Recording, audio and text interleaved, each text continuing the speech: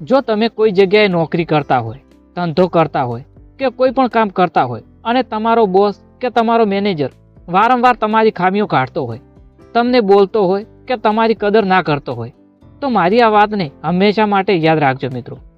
તમારે તેની સાથે ઝઘડો કરવાનો નથી કે કોઈ માથાકૂટ કરવાની નથી. તમારે માત્ર તમારા કામથી કામ રાખવાનું છે. તે તમને ગણે કે ના ગણે, તમારી સાથે સારી રીતે વાત કરે કે ના કરે, તમને તમારો પગાર સમયસર મળે છે અને તમારું કામ ઈમાનદારીથી કરી રહ્યા છો, તો બસ તમારું કામ કરતા રહો. તમારા મનમાં એવી આશા ના રાખો કે મારો બોસ મારી કદર કરે, મને માન આપે કે ના આપે, મારી સાથે પ્રેમથી વાત કરે કે ના કરે. તમારે એનાથી કોઈ મતલબ રાખવાનો નથી. તમારે માત્ર તમારા મનને મજબૂત રાખીને આગળ વધવાનું છે. કારણ કે જ્યારે મન મજબૂત થઈ જાય છે ને, ત્યારે કોઈ તમારી કદર કરે કે ના કરે, કોઈ તમને ગણે કે ના ગણે, કોઈ તમારી ખામીઓ કાઢે તો એ વાતથી તમને થોડું પણ દુઃખ લાગતું નથી, કારણ કે તમારું મન મજબૂત છે.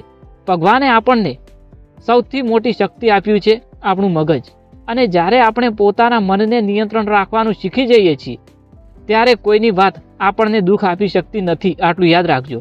તમે સાચા માર્ગે તમારું કર્તવ્ય કરતા રહો, તો પ્રકૃતિ અને ભગવાન તમારા સાચા કર્મોનો આદર કરશે, તમને એક દિવસ જરૂરથી સન્માન આપશે.